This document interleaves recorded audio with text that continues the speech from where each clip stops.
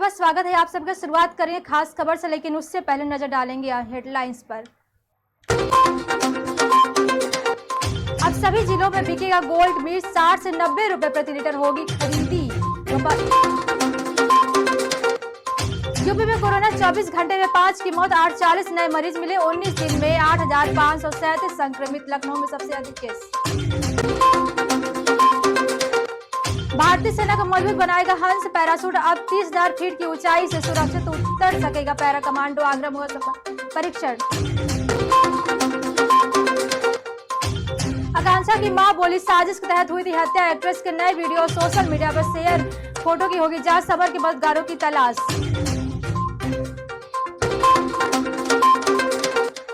मुस्लिम गुड्डू के उकसावे पर असद ने की थी उमेश पाल पर फायरिंग। अतीक ने पूछताछ में किया था खुलासा।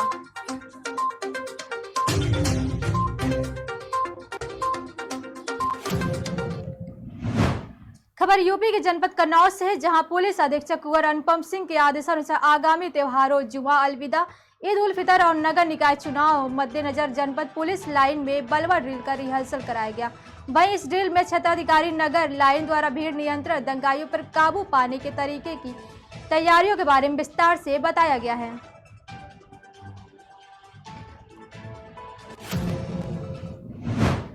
खबर यूपी के जालौन से है, जहां विशेष जज पास्को एक्ट ने एक दुष्कर्मी को सजा सुनाई है। वहीं इस संबंध में हमारे पास जो जानकारी है उसके मुताबिक 2019 में जनपद जालौन के कुठौन थाना क्षेत्र के एक लड़की के साथ दुष्कर्म की घटना को अंजाम दिया गया था, जिसका आज इस पर न्यायालय में फैसला सुनाया गया है। आपको बता दें कि विशेष जज पास्को एक्ट ने दुष्कर्मी को 12 साल की सजा सुनाई और 30,000 रुपए का जुर्माना भी लगाया है।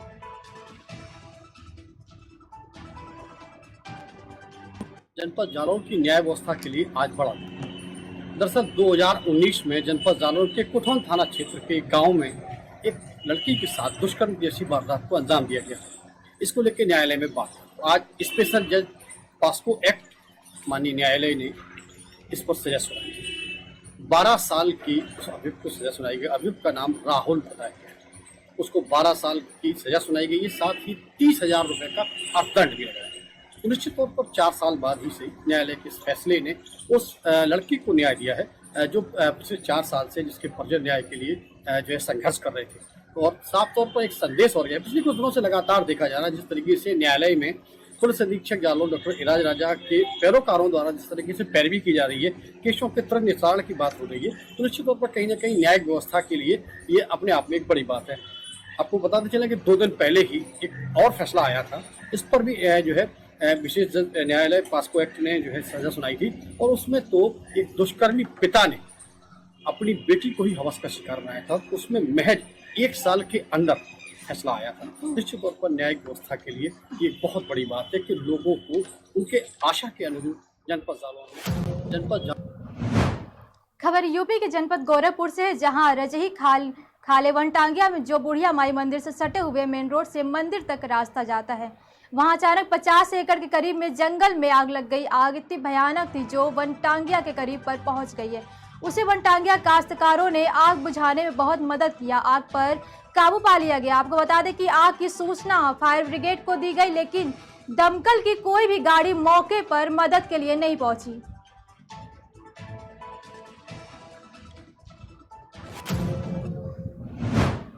खबर मध्य प्रदेश के मंदसौर से है, जहां संविदा स्वास्थ्य कर्मियों की भूख हड़ताल पर बैठ गए हैं। वहीं सरकार की वादा खिलाफी विरुद्ध क्रमिक भूख हड़ताल पर बैठे हुए हैं, जिसका आज तीसरा दिन हो गया है। आपको बता दें क्रमिक हड़ताल का 3य दिवस है। वहीं एनएचएम संविदा स्वास्थ्य कर्मियों कर्मचारियों की लंबित मांगों को लेकर मध्य प्रदेश शासन पूरी तरह से मौन है।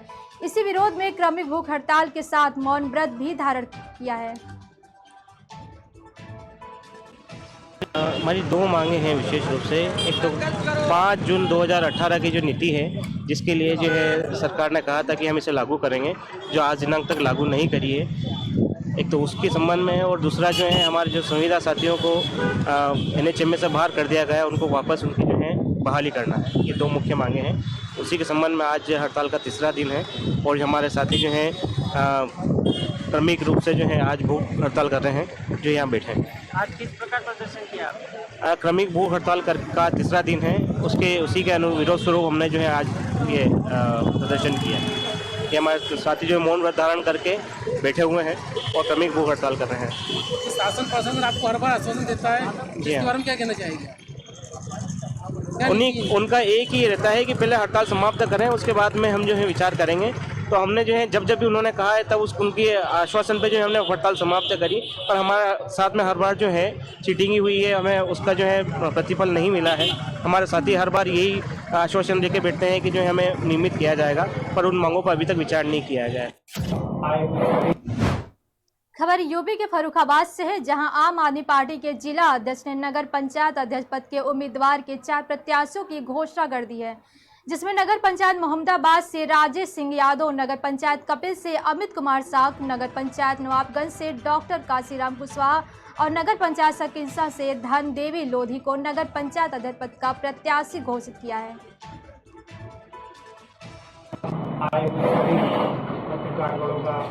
मैं आम आदमी पार्टी के प्रभारी के रूप में स्वागत करता हूं और आपको धन्यवाद देता हूं कि आप लोगों ने हमें अपना कीमती समय दिया। आम आदमी पार्टी फर्रुखाबाद के जिला अध्यक्ष हमारे साथ मौजूद हैं। प्रभारी के रूप में आज हमें इसलिए भेजा गया है कि यहाँ पर हमने जो भी प्रत्याशियों का चयन किया है उनकी घोषणा करेंगे। फर्रुखाबाद में 2 नगर पालिकाएँ हैं, 7 नगर पंचायत हैं और कुल मिलाकर पूरे फर्रुखाबाद में 170 वार्ड हैं। आम आदमी पार्टी आज राष्ट्रीय स्वरूप अख्तियार कर चुकी है, हमें राष्ट्रीय पार्टी का दर्जा मिल चुका है और राष्ट्रीय पार्टी होने के बाद पार्टी का ये प्रयास है कि हम निचले तबके तक, हर वार्ड स्तर तक, हर ग्राम पंचायत स्तर तक अपनी पहुंच बनाएं और आगामी लोकसभा चुनाव को देखते हुए ये जो तीसरी सरकार का चुनाव नगर निकाय का है, ये पब्लिक का सीधा डायरेक्ट चुनाव होता है, इससे कर हम अपनी पहुंच आम आदमी तक बनाने का प्रयास भी करना चाहते हैं। पार्टी का प्रयास रहेगा कि फर्रुखाबाद के 170 वार्ड, 7 नगर पंचायत और उस पर हम पूरी पुरजोर कोशिश के साथ, पूरे दमखम के साथ चुनाव लड़ें और जिताऊ कैंडिडेट का जो भी लोग होंगे आवेदन करे हैं उन पर भी विचार हो रहा है। कुछ वार्ड प्रत्याशियों के नाम हम ऊपर अपनी प्रांत कमेटी को भेज चुके हैं, जो बाकी नाम आ रहे हैं उस पर अभी मंथन चल रहा है। उस मंथन के बाद हम लोग उस पर पूरी तरीके से उनकी घोषणा करेंगे और आज हम सिंबल भी लेकर आए हैं। जो प्रत्याशी हमारे आज, मैं यहीं मौजूद रहूंगा, जो भी प्रत्याशी आए हैं उनको हम पार्टी का सिंबल भी देंगे। आए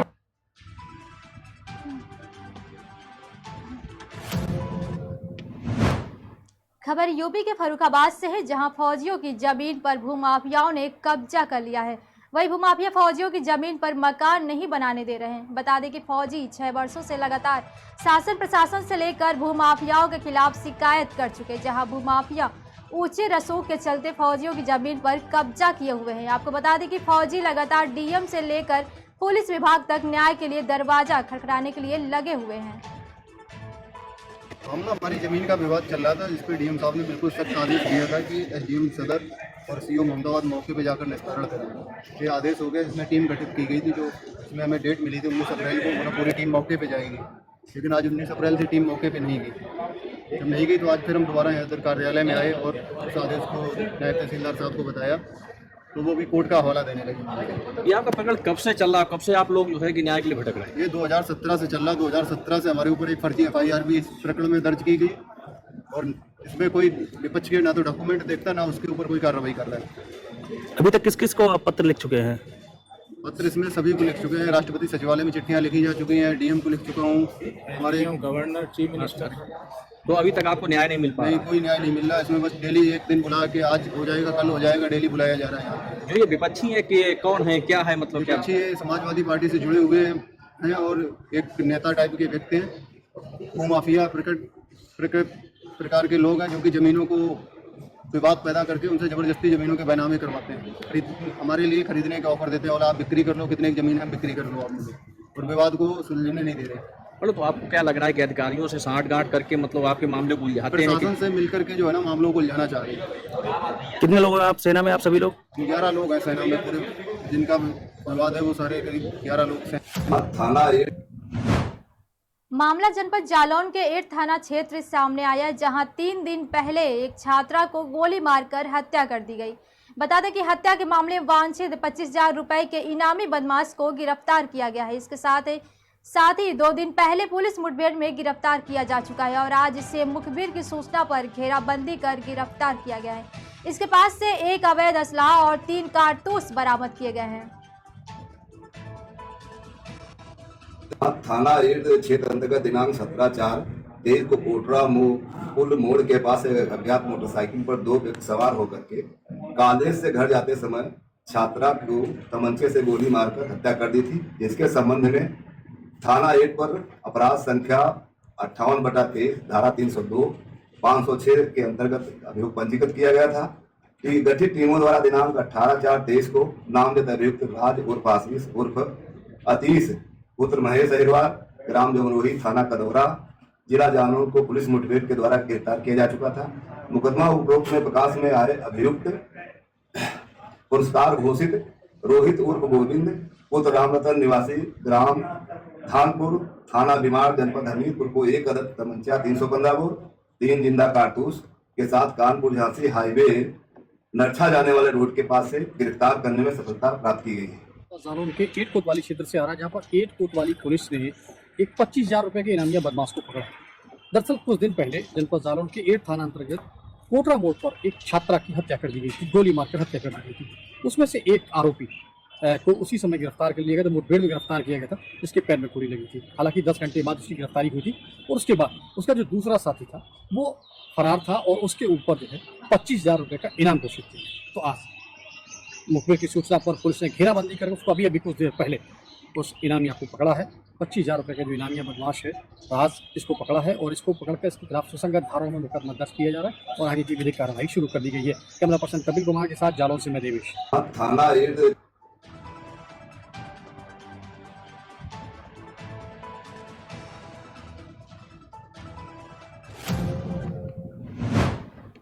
खबर फर्रुखाबाद से है, जहां ट्रैक्टर ट्राली पलटने से ग्राम प्रधान का भतीजा घायल हो गया। आपको बता दें कि युवक ट्रैक्टर से भूसा लेने जा रहा था, वहीं ट्रैक्टर अनियंत्रित होकर गड्ढे में पलट गया। घायल युवक को प्राइवेट अस्पताल में भर्ती कराया गया, जहां डॉक्टर ने युवक को मृत घोषित कर दिया। पुलिस ने शव को पंचनामा भरकर पोस्टमार्टम के लिए भेज दिया।